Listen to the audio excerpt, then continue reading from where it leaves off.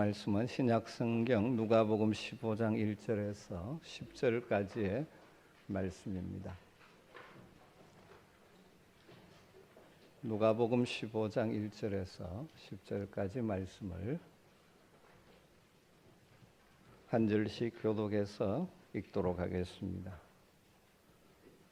모든 세리와 죄인들이 말씀을 들으러 가까이 나오니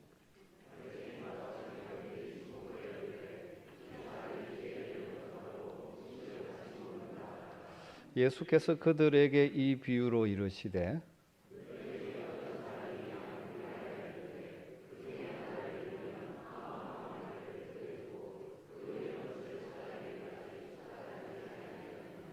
또 찾아낸적 즐거워 어깨에 메고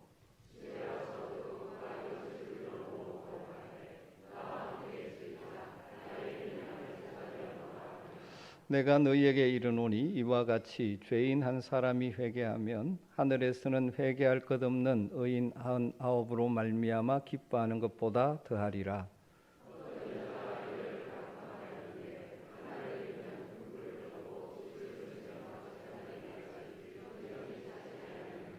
또 찾아낸적 벗과 이웃을 불러 모으고 말하되 나와 함께 즐기자. 이런 드라크마를 찾아내었노라 하리라. 내가 너희에게 이르노니 이와 같이 죄인 한 사람이 회개하면 하나님의 사자들 앞에 기쁨이 되느니라. 아멘. 네, 오늘 주일 예배에 나오신 여러분들 하나님을 사랑하시죠? 그렇다면 여러분 하나님이 기뻐하시는 일을 얼마나 하며 살고 계시는지요? 우리가 누구를 사랑한다면 그 사람이 기뻐하는 일을 하는 것을 즐겁게 감당하게 됩니다. 예를 들어 아침에 출근하는 남편에게 여보 사랑해요 이렇게 말하는 아내가 그 남편이 정말 기뻐하는 일, 좋아하는 일이 무엇인지 모른다거나 그 일에 전혀 관심이 없다고 한다면 그 사랑이 진짜인지 다시 생각해 봐야 할 필요가 있죠. 어쩌면 입으로 사랑한다고 말하지 않아도 남편이 기뻐하고 좋아하는 것이 무엇인지 알고 그것을 함께 하기를 즐긴다면 그 사랑은 진짜 사랑이라고 할 수가 있을 것입니다. 저는 우리 한명교회 모든 성도님들이 하나님을 진심으로 사랑하게 되기를 주의 이름으로 축복합니다. 아무 자격 없는 우리를 택하시고 사랑하셔서 그 아들 독생자를 우리에게 내주시기까지 우리를 사랑해 주신 하나님을 우리 역시 사랑해야 하는 것이죠. 우리가 하나님을 사랑한다는 것을 어떻게 표현할 수가 있을까요? 여러 가지로 표현할 수 있을 것입니다. 주님 사랑해요. 주님 사랑합니다. 감사합니다. 찬송하는 것도 중요합니다. 또 한 가지 중요한 것은 그 하나님이 내가 사랑하는 나를 사랑하시고 내가 사랑하는 그 하나님이 기뻐하시는 일 그것이 무엇인지를 알고 그리고 그 일들을 삶에서 실천하는 것이겠죠. 우리 교회가 함께 늘 우리 교회 앞에 붙이는 구호 같은 슬로건이 하나 있죠. 아시죠? 하나님의 기쁨이 되는 공동체. 우리 한번 큰 소리로 하겠습니다. 하나님의 기쁨이 되는 공동체. 제가 목회를 시작하면서 어떤 교회를 하면 좋을까 하면서 이제 생각했던 이제 구호입니다. 하나님이 우리 교회를 보실 때 또 우리 성도들을 나를 보실 때 기뻐할 수 있다면 바라보며 흐뭇해할 수 있다면 그것이 최고의 성도고 최고의 교회가 아닌가 그런 생각을 가지고 이 구호를 붙였습니다. 여러분 우리가 하나님께 기쁨이 된다면 우리의 삶과 우리 교회에 하나님께서 더 큰 은혜와 복을 내려주실 줄 믿습니다. 그래서 우리는 개인적으로도 하나님이 기뻐하시는 일이 무엇인지 알고 그 일을 하나하나씩 할 수 있으면 실천하고 교회적으로도 그 일에 힘을 모을 필요가 있죠. 하나님 기뻐하시는 일은 어떤 한 가지가 아닙니다. 여러 가지 있을 수 있죠. 오늘처럼 우리가 하나님께 모여 예배하는 것을 하나님 정말 기뻐하십니다.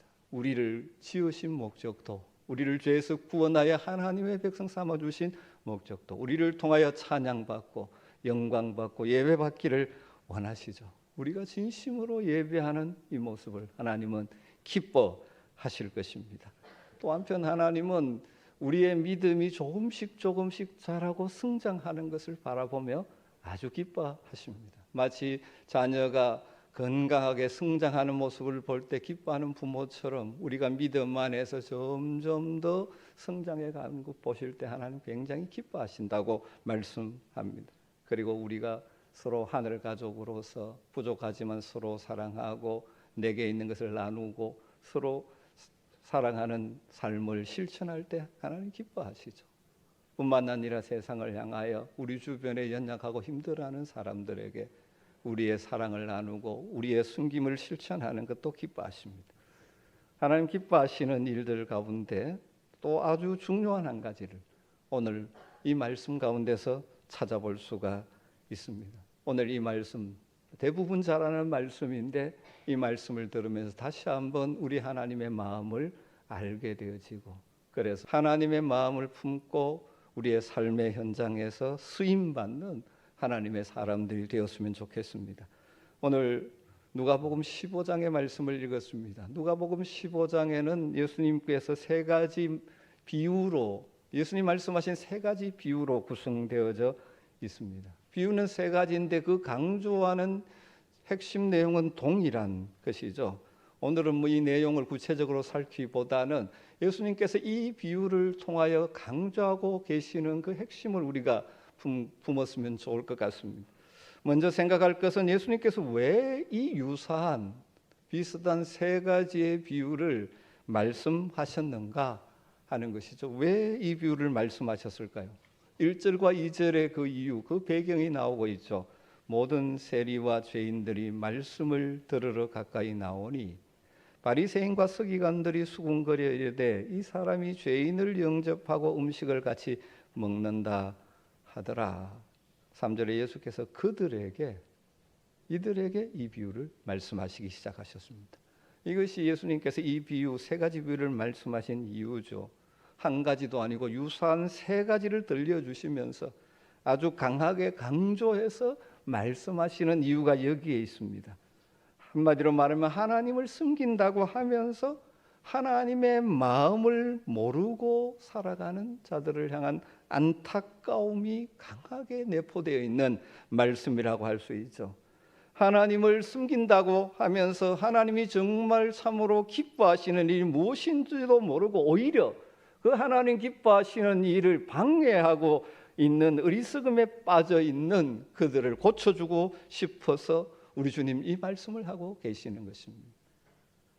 예수님께서 이 말씀을 전파하실 때 그 당시 사회에서 천대받는 많은 세리들과 죄인들이 예수님의 그 말씀을 들으려고 예수님 앞에 몰려왔습니다. 예수님 그들을 물리치지 않으시고 그들과 친구가 되어주시고 그들과 함께 식사도 하시면서 그들에게 하늘의 진리를 말씀해 주셨습니다. 그렇게 되자 그 당시의 종교 지도자들인 바리새인들과 서기관들이 뒤에서 수근수근거리면서 예수님을 비방합니다.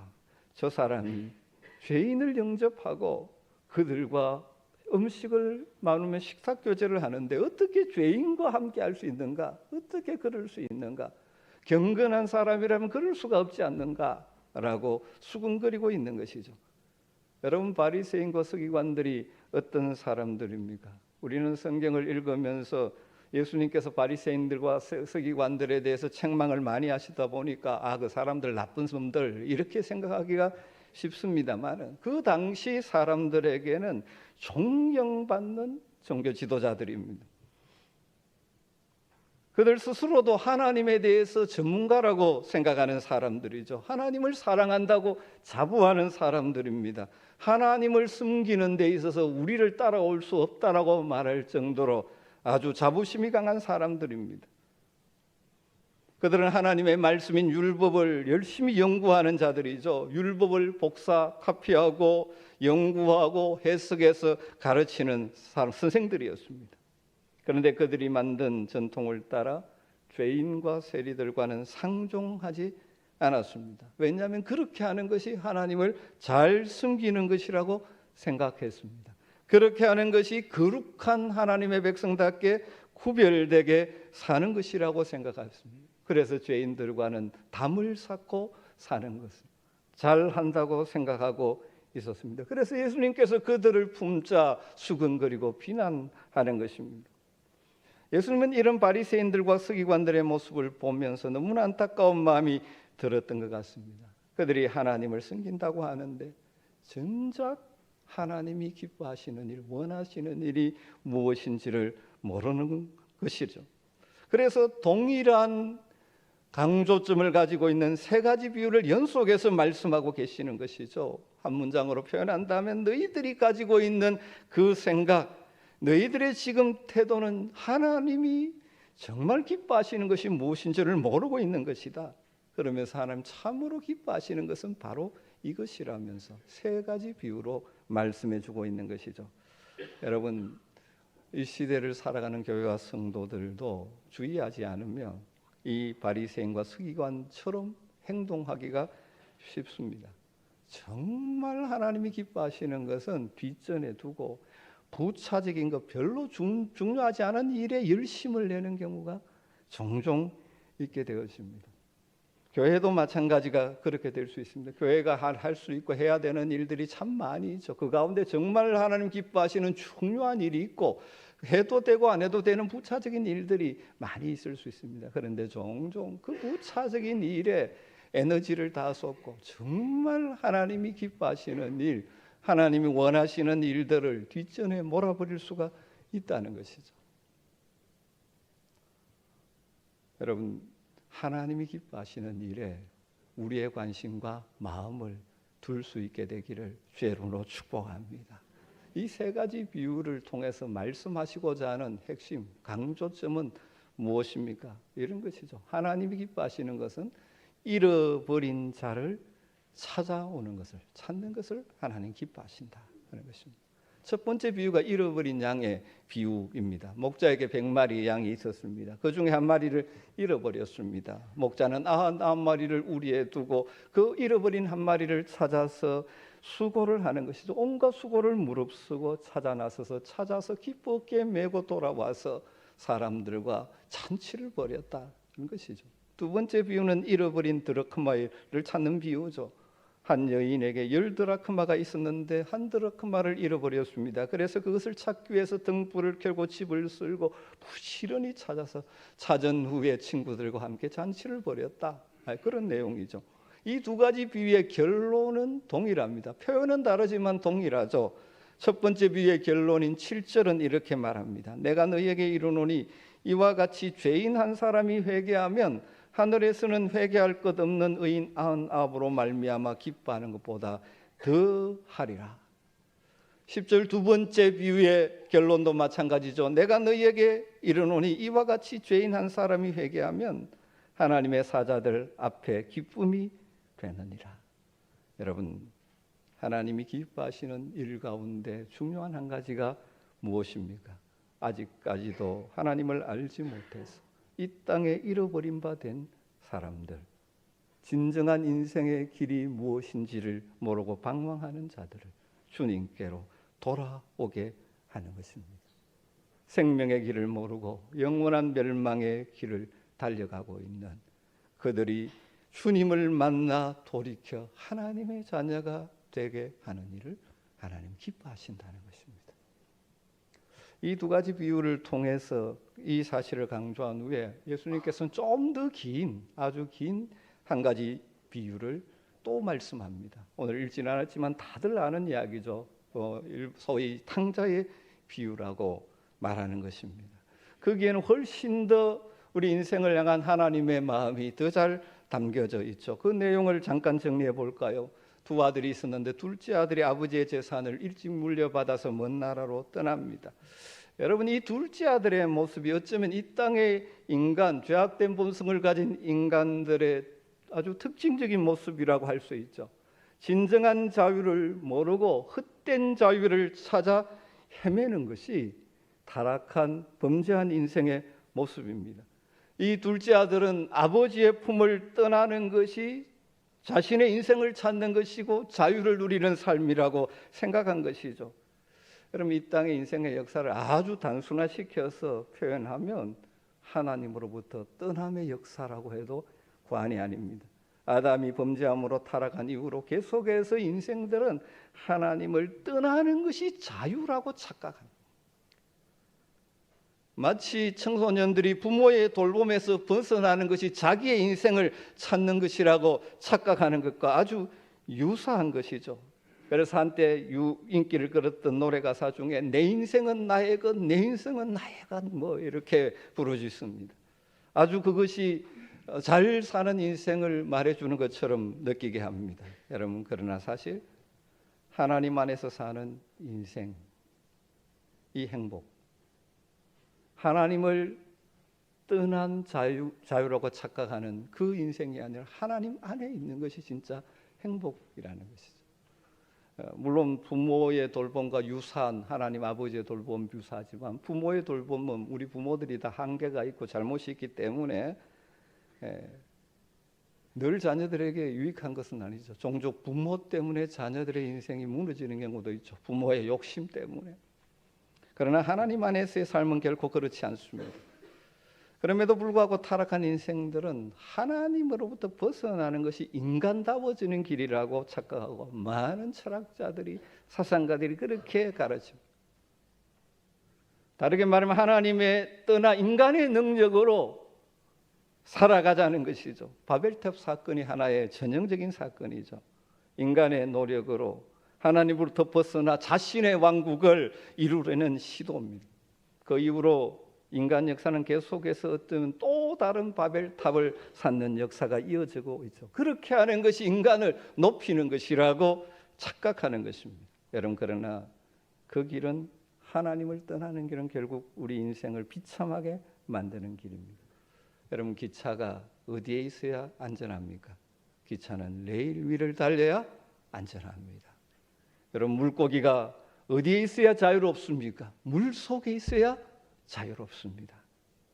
인간은 인생을 창조하신 하나님 품 안에 있을 때 참 자유와 행복을 누릴 수 있는 줄로 믿습니다. 그런데 타락한 인생들은 하나님으로부터 벗어나는 것이 자유롭고 착각해서 그 길이 결국 마지막에는 멸망이란 사실을 모르고 그 길로 달려가고 있는 것이죠. 아버지를 떠난 후의 탕자의 삶은 어쩌면 하나님을 떠난 인생의 삶의 비극, 비참함을 보여줍니다. 허랑방탕에서 그에게 주어진 것을 다 날려버리고 돼지치는 자로 전락하고 말았죠. 돼지치는 일, 유대인들이 가장 혐오하는 일 가운데 하나입니다. 그럼에도 불구하고 먹고 살기 위해 가장 싫어하는 일을 해야 되는 자리에 처하는 것이죠. 그것으로 끝이 아닙니다. 먹을 것이 없어서 돼지들이나 먹는 음식인 쥐염 열매를 먹어야만 했습니다. 이건 하나님을 떠나 자유를 누리겠다는 인간 욕심의 결과죠. 잠시 죄악의 쾌락을 누릴지는 모르지만 그 쾌락은 잠깐이요, 하기 싫은 일, 또 먹을 수 없는 것을 먹으며 살아가는 비참한 인생이 되는 것이죠. 마약에 중독된 자들이 그것을 끊어나지 못하고 망하는 길인 줄 알면서도 거기에 빠져 있는 것이죠. 그러나 그 아들에게는 그것이 끝이 아니었습니다. 자신의 잘못을 깨닫게 되죠. 아버지께로 돌아옵니다. 타락한 인생, 헛된 자유를 떠나 하나님을 떠난 인생들에게 회복의 기회가 아직 주어져 있습니다. 문제는 자신의 삶의 결핍을 깨닫고 돌아오는 것이죠. 안타깝게도 이 시대 많은 인생들은 탕자와 같은 멸망을 향해 가는 삶을 살면서도 자신의 삶의 비참함과 잘못을 깨닫지 못하고 살아갑니다. 우리가, 진리라는 우리가 그들을 깨우쳐 주어야 하는 것이죠. 아들이 돌아오기를 아버지는 기다리고 있습니다. 아들은 아버지를 버리고 떠났지만 아버지는 버리지 않습니다. 이것이 하나님의 사랑의 중요한 모습이죠. 타락한 인생들이 돌아오기를 기다리고 계십니다. 인간들이 영원한 멸망의 자리에 빠지는 것을 원하지 않으십니다. 여러분, 이런 아버지 하나님의 마음을 이해할 수 있게 되기를 주님으로 부탁을 드립니다. 그래서 이 시대 우리 주변의 탕자들을 향하여 하나님의 회복의 도구로 쓰임받는 저와 여러분 되기를 주님으로 축복합니다. 아들이 돌아왔을 때 아버지는 잔치를 베풉니다. 아들의 지위를 회복시켜 주십니다. 이것은 앞의 비유들과 마찬가지로 우리 아버지 하나님이 기뻐하시는 것이 무엇인가를 다시 한번 강조해서 보여주고 있죠. 죄인이 회개하고 돌아오는 것, 잃어버린 자가 다시 돌아오는 것, 원래 하나님의 창조된 인생, 하나님의 형상으로 창조된 인생들이 죄로 말미암아 잃어버렸던 하나님의 형상을 회복하게 되는 일을 하나님은 그토록 원하고 계신다는 사실입니다. 사실 여기 있는 우리들도 이 하나님의 사랑 때문에 영광스러운 하나님의 자녀의 복을 얻게 된 것이지 않습니까? 그래서 이 자리에 하나님을 예배하는 복을 누리고 있는 것 아닙니까? 또 우리가 이 자리에 있기까지는 하나님이 가장 기뻐하시는 일이 무엇인지를 아는 사람들이 우리를 간청하기도 하고 찾아오기도 하고 우리를 돕기도 하고 여러 가지로 우리를 계속 초청해 주어서 우리가 이 자리에 있게 되지 않았습니까? 이 가운데는 사랑하는 가족이 늘 기도하고 또 기회가 되면 초청하고 또 친구가 초청해서 여기에 와서 지금 구원받은 하나님의 백성으로 살아가고 있지 않습니까? 우리 역시 이런 하나님의 기뻐하는 일에 우리가 복으로 쓰임받는 복을 누렸으면 좋겠습니다. 이것이 하나님 기뻐하시는 일입니다. 우리에게 인생 길지 않은 인생인데 우리의 인생을 무디에 사용하며 살겠습니까? 그런데 중요한 것은 이 일을 위해서, 잃어버린 자를 찾는 일을 위해서, 생명을 살리는 일을 위해서 우리의 수고가 필요하다는 것입니다. 우리의 수고가 필요합니다. 여러분, 이런 양을 찾기 위해서 목자가 어떻게 합니까? 온 산과 들로 찾아다니는 수고의 결과로 이런 양을 찾게 되었지 않습니까? 우리에게 이와 같은 목자의 수고와 같은 수고가 필요하죠. 잃어버린 드라크마를 찾기 위해서 등불을 켜고 온 집안을 쓸고 찾되 부지런히 찾는 이 여인의 수고와 같은 수고가 우리에게 요청되는 것입니다. 다르게 말하면 잃어버린 영혼을 찾는 하나님이 기뻐하시는 일에 쓰임받는 인생이 되려면 우리의 희생이, 수고가, 우리의 대가 지불이 필요하다는 것입니다. 이 가운데 여러분 이 자리에 오기까지 여러분을 위해서 수고하고 눈물로 기도하고 여러 가지 희생을 한 주변 사람 때문에 여기에 온 분들도 있을 것입니다. 목자는 잃어버린 양을 찾을 때까지 찾아다니죠. 그리고 찾은 후에 기쁨으로 어깨에 메고 돌아와서 이웃과 함께 잔치를 벌입니다. 여러분 어쩌면 이 잔치를 벌이느라고 양 한 마리 값보다 훨씬 더 돈이 서였을지도 모릅니다. 그런데 목자는 그것을 계산하지 않습니다. 왜 그렇습니까? 잃어버렸던 한 마리 양을 찾은 기쁨만을 생각하기 때문이죠. 여러분, 하나님께서는 저와 여러분을 살리기 위해, 구원하기 위해 실로 엄청난 대가를 지불하셨습니다. 자기의 사랑하는 독생자를 우리를 위하여 내주셨습니다. 값으로 매길 수 없는 하나님의 희생, 대가 지불이 있었습니다.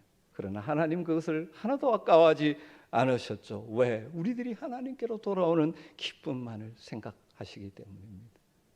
오늘 말씀하죠. 이와 같이 죄인 한 사람이 회개하면 하늘에서는 회개할 것 없는 의인 99으로 말미암아 기뻐하는 것보다 더하리라. 하나님이 우리를 살리기 위해서 엄청난 대가를 지불하셨습니다. 그 은혜를 입은 자들입니다. 우리도 하나님이 기뻐하시는 일에 대가를 지불할 수 있는, 수고할 수 있는 은혜가 있기를 주님으로 축복합니다. 감동적으로 봤던 영화 가운데 하나가 쉰들러 리스트라는 영화, 저는 아주 감동적으로 보았습니다. 그 나치 지하에서 유대인 생명을 한 사람이라도 더 살리기 위해서 그의 재산과 여러 가지를 희생하면서 살리는 것, 얼마나 고귀한 일을 한 사람입니까? 자기의 재산을 어떻게 보면 낭비하는 것 같지만 생명 살리는 일에 사용한 그 사람. 여러분, 그것보다 더 고귀한 것이 단순히 육신의 생명을 살리는 일이었다면 우리가 잃어버린 자를 찾아오는 것은 그 사람들의 영혼을 좌우하는, 영혼을 바꾸어 주는 일이에요. 그 일에 우리의 희생과 수고는 결코 아까울 것이 없는 것입니다. 여러분, 우리 주변을 이가을에 한번 돌아봤으면 좋겠습니다.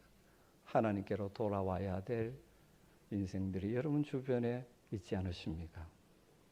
자신의 힘으로 살겠다고 발버둥치고,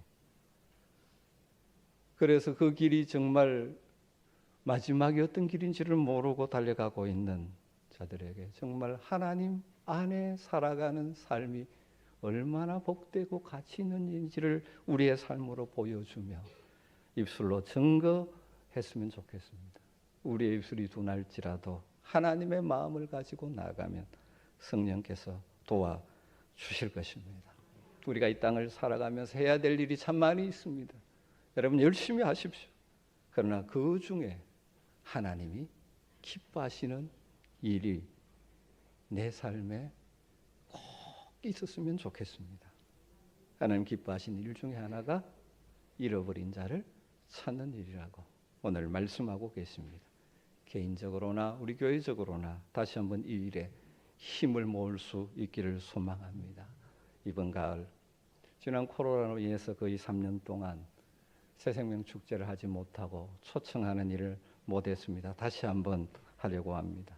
먼저 할 일은 품는 것입니다. 그래서 우리가 그것을 태신자라고 표현을 합니다. 마치 어머니가 아이를 낳기까지 품는 것처럼 우리가 기도로 품고 그들을 위해서 기도하고 숨김으로 때가 되면 하나님의 구원의 역사가 그에게 임하기를 소망하면서 우리가 힘쓰는 것, 하나님이 기뻐하시는 일 가운데 하나일 것입니다. 다음 주일에 우리가 1차 작정을 하려고 합니다. 이 일에 구경꾼으로 머물지 마시기를 바랍니다. 여러분, 우리의 인생 가운데 하나님이 기뻐하시는 일의 흔적을 남기며 살아가야 하지 않을까요?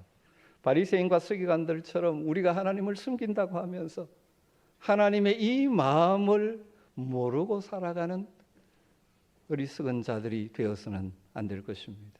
하나님이 기뻐하시는 이 일에 우리의 수고와 우리의 희생과 우리의 대가 지불이 필요합니다. 코로나로 인하여 예배로 멀어진 자들도 있습니다. 전에는 나왔지만 지금 나오지 않고 있는 자들을 다시 한번 찾아보십시다. 또 주변에 주께로 돌아와야 될 자들을 찾아보십시다. 그들을 먼저 가슴에 품고 주님께 올려드리고 기도하는 일부터 시작하십시다. 그들이 예배의 자리에 오고 안 오고 그 결과는 주님께 맡기고 성령의 역사에 맡기고 우리는 주님의 마음을 품고 주님 기뻐하시는 일에 다시 한번 힘을 모으는, 그래서 우리의 삶이 내 욕심을 채우는 것들로만 채워지는 것이 아니라 정말 주님 기뻐하시는 일이 내 삶에 한 자리 한 자리씩 차지해가는 복을 누렸으면 좋겠습니다. 우리 주님은 잃어버린 자가 주께로 돌아오는 것을 가장 기뻐하십니다. 기도하겠습니다. 하나님 감사합니다. 가을을 맞이하면서 다시 한번 하나님의 마음을 이해하고 품고 나가기를 원합니다.